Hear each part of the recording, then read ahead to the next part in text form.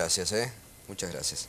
Y Alejandro Amor, gracias también por estar, Buenas noches y también felicitaciones. Bueno, muchas gracias, Y bueno, hubo en el discurso de la presidenta que usted tuvo una parte también relacionada al sindicalismo el otro día, ¿no? Donde la presidenta habló de que no quería ser cómplice, que quería ser compañera y llamó a la responsabilidad. ¿Cómo vieron ustedes esa parte del discurso? A mí me pareció bien. Me parece que la presidenta usó un término que es el término del monopolio, ¿no? Y si hay algo que hay que cambiar en la legislación sindical argentina, sobre todo en el ámbito de lo privado, no tanto en lo público, es el concepto de monopolio.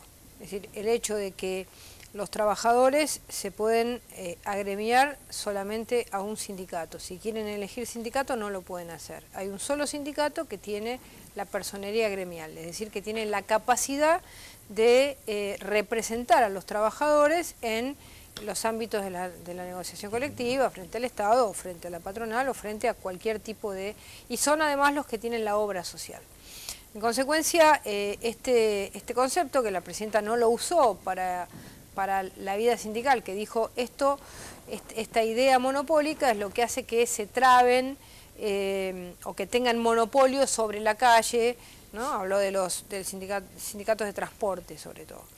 En consecuencia, esto debería significar ahora el debate de una ley que haga cumplir el artículo 14 de la Constitución Nacional y además los tratados internacionales que la Argentina ha firmado en la OIT, para que haya libertad sindical, para que la Argentina tenga democracia sindical. El trabajador pueda decir a qué sindicato quiere, con cierta organicidad, porque tampoco puede haber un sindicato por trabajador. Claro. Es decir, tiene que haber pisos y techos como existen también en los partidos políticos.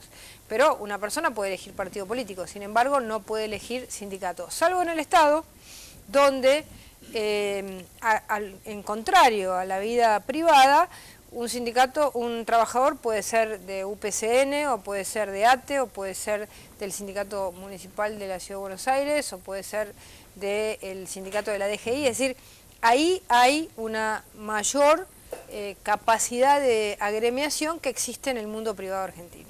Y Alejandro, ¿cómo lo vio usted? Primero una aclaración, la verdad que me hubiera gustado intervenir antes, porque realmente me parece que no está para defenderse y por eso no me gustaría hablar sobre alguna de las cosas que dijo la ex ministra Ocaña, pero en particular algunas consideraciones sobre la Presidenta de la Nación y algunas consideraciones sobre las obras sociales y algunas consideraciones sobre los dirigentes sindicales. Bueno, qué pena que no lo pidió antes cuando estaba Graciela Ocaña. ¿Se fue Graciela Ocaña? Pero, ¿ya?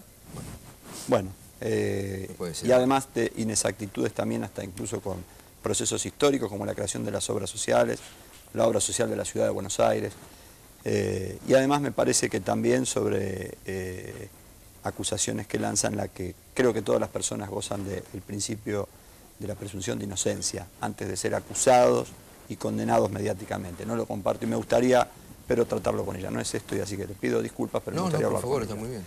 Sobre lo que ha planteado la presidenta... Tal vez ahora también lo podemos debatir aquí con Patricia, este tema que seguramente saldrá, bueno, ¿no? Porque también en Patricia Bullrich ha tenido, sobre este tema tiene su opinión, ¿no?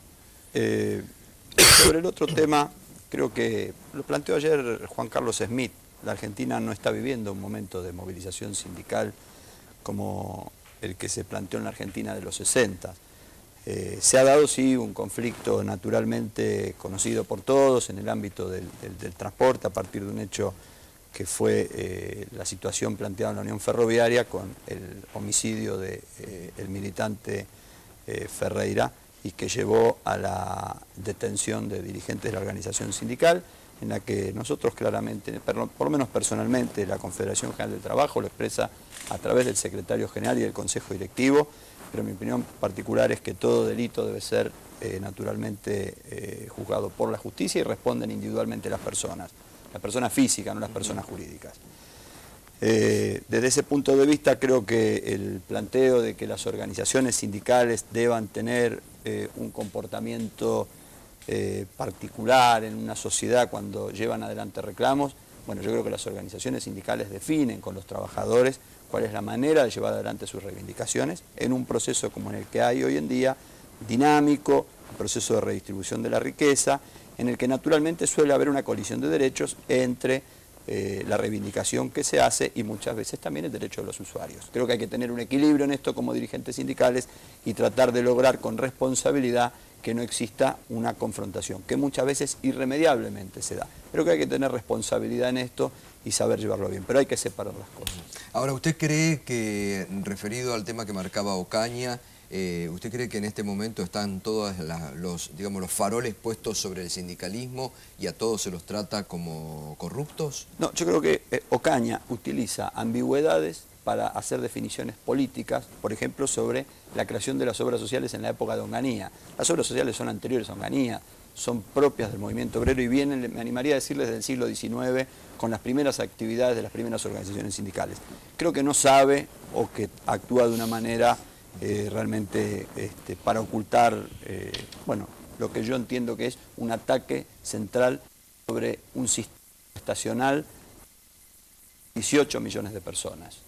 Y creo que esto es en realidad el objetivo, no sé si lo reconocerá o no lo reconocerá, pero sí de muchos, como en el caso del ex ministro Cavallo, que en 2 oportunidades lo intentó, de llevar adelante un modelo que es la conformación de un seguro de salud. ¿Hay algo de esto? ¿Hay corrupción? Bueno, yo creo que el tema de las obras sociales, lo que dijo Ocaña es verdad, las obras sociales como tal, es decir, con una cuota compulsiva, se planteó en 1969 siendo Onganía presidente de facto de la Argentina. Y fue una negociación con una parte del movimiento obrero. Antes de eso, es verdad también lo que dice el doctor Amor, hubo en todo el sindicalismo en el mundo mutuales, formas de organización, cuando la salud no era o otros bienes no eran, digamos, masivos para los trabajadores, los sindicatos en distintas partes del mundo cumplieron una función social. En la Argentina había una salud pública muy desarrollada y en 1969 se divide el sistema de salud y se crea, se divide el sistema público de salud y los trabajadores van a las obras sociales que destinan una cuota compulsiva de su salario a las obras sociales. Yo creo que el sindicalismo argentino necesita mucha transparencia.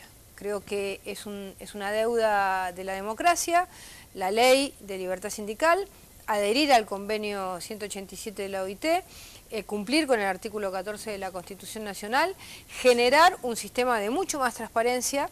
Nosotros sabemos que hay muchísimos dirigentes sindicales que tienen mandatos eternos en sus gremios. Alejandro viene del sindicato municipal y no sé cuál es el promedio de los dirigentes sindicales del sindicato municipal, pero salvo Alejandro, quienes manejan el sindicato están hace muchísimos años, más de lo que es aconsejable para que un dirigente tenga, digamos, capacidad de no quedarse enredado en lo que es esa actividad. Lo estamos viendo en muchos países, es decir, el exceso de poder es malo. Entonces, yo planteo que tiene que haber dos reelecciones, no puede haber reelecciones eternas, los estatutos tienen que ser mucho más abiertos, tienen que rendir cuentas mucho más claros en los balances, en la declaración jurada de bienes de los propios sindicalistas. Creo que estas son materias pendientes de nuestra democracia que hay que encarar de una vez por todas.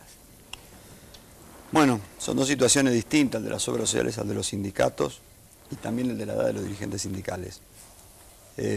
Sobre las otras obras sociales y la forma de financiamiento, lo que Patricia denomina aporte compulsivo, cuota compulsiva, es salario diferido, es aporte y contribución del trabajador para el financiamiento de un sistema de salud cuando el Estado de la Argentina tuvo el derrumbe de la prestación de la salud pública. Las obras sociales vinieron a ocupar ese lugar y creo que además lo han hecho de manera eficiente.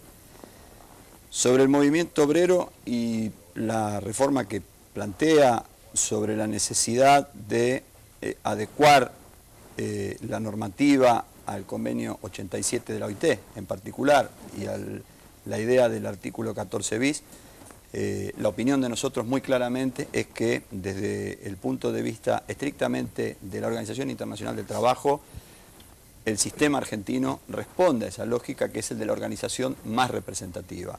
Esto está vigente y es cierto que ese criterio establece determinados derechos particulares para las organizaciones más representativas, como define la Organización Internacional del Trabajo, entre ellos el derecho exclusivo a la participación en convenciones colectivas de trabajo. ¿Y ustedes qué le ven de negativo?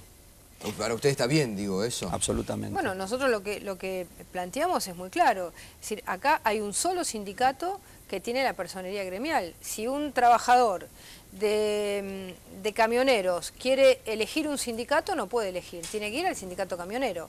No tiene posibilidad de elegir sindicato, como pasa en todos los sistemas sindicales, o en muchos sistemas sindicales, no en todos, en muchos sistemas sindicales del mundo, y como dice nuestra Constitución dice, el trabajador puede agremiarse libremente. ¿Cuál es el sistema que nosotros tenemos? Es un sistema donde el que tiene la personería gremial tiene la capacidad total, tiene la obra social, tiene la capacidad de negociación colectiva. ¿Cómo se hace, por ejemplo, en España? En España hay 3 o 4 sindicatos y a la hora de discutir las convenciones colectivas de trabajo se elige entre las bases cuál va a ser la comisión paritaria. Deciden los trabajadores y dicen, bueno, en ese momento dan representatividad a una determinada comisión paritaria. Esa comisión paritaria es la que decide, pero el trabajador elige el sindicato que quiere. No les convence mucho. Bueno, el modelo sindical español en realidad lo que tiene es un sistema que en vez de monopólico tiene a 2 empresas, como 2 empresas de gaseosas. Tiene la UGT y comisiones obreras. En realidad, en vez de tener un monopolio, tiene un bipolio, si se quiere. Realmente, eso no es más así, eso cambió. La realidad es así. No, pero cambió. Hoy, es decir, desde que se cambió la ley en 1990, la ley permite la organización libre de los sindicatos. Regionales. Y Entonces, la realidad es es que en el Consejo Español funcionan hay 2 centrales. Solamente 2 centrales, bueno, UGT y comisiones obreras. Y la realidad es que además el nivel de representación de las dos, y sobre todo en cuanto a afiliados... Ahora, muchas veces, Alejandro, veo que dicen, bueno, los dirigentes sindicales se quieren atornillar y no quieren largar el poder o el timón de una obra social. Son los trabajadores los que los eligen. Bueno, yo, por ejemplo, el otro día vino la presidenta al Congreso y caían volantes del Sindicato de Trabajadores Legislativos y decía APL, que es el sindicato, con Cristina presidenta. Yo creo que esto ya terminó. Los sindicatos no pueden estar en un partido político. ¿Cuántos municipales de la Ciudad de Buenos Aires son de la coalición cívica, peronistas, radicales, del PRO? ¿Por qué el sindicato tiene que adherir a una candidatura? El sindicato tiene que ser una organización de todos los trabajadores, no puede estar atrás de un partido político o de una candidatura. Eso es decir, Alejandro, compulsivamente llevar ¿son peronistas los sindicatos históricamente o no? No, la respuesta es fácil. Cuando tomamos el modelo español, lo que tenemos que saber es que UGT trabaja para el Partido Socialista Obrero Español. Se y que las terminó centrales eso. obreras... En la última ley... Todo se terminó, pero funcionan de esa manera. No es así más.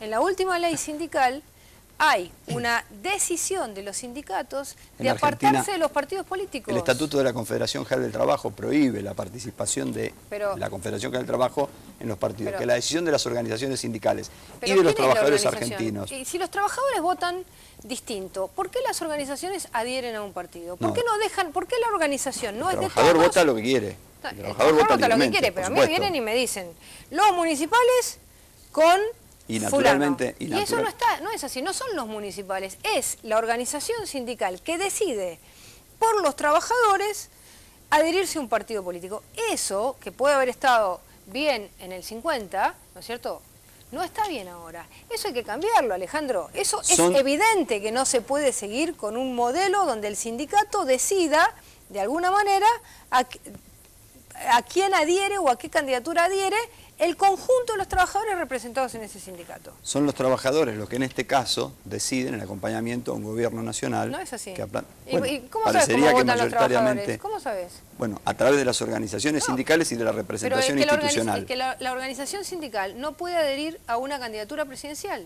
La organización sindical es de todos. Aunque haya uno solo de esos trabajadores que vote algo distinto, ustedes no pueden ir atrás de una determinada candidatura, porque están excluyendo, aunque sea uno solo, están excluyendo a aquel trabajador que piensa distinto. Todo trabajador tiene la capacidad de expresarse libremente. Dentro de una organización sindical la conducción de las organizaciones sindicales, los delegados de las organizaciones sindicales y los trabajadores en general acompañan a un proceso histórico en Argentina que ha sido el peronismo y en este caso acompaña al gobierno nacional. Eso no puede ser más así. Eso no puede ser más así. Bueno, pero no por una decisión individual de alguien, sino que acá hay una decisión colectiva de los trabajadores de apoyar este modelo. Porque la democracia implica, es decir, la democracia, nuestro sistema implica que las instituciones sean capaces de hacer una representación de las reivindicaciones de esa institución y no generar una representatividad política corporativa como si todos los trabajadores de ese lugar respondiesen a esa idea. Es decir, es como que el sindicato quiere representar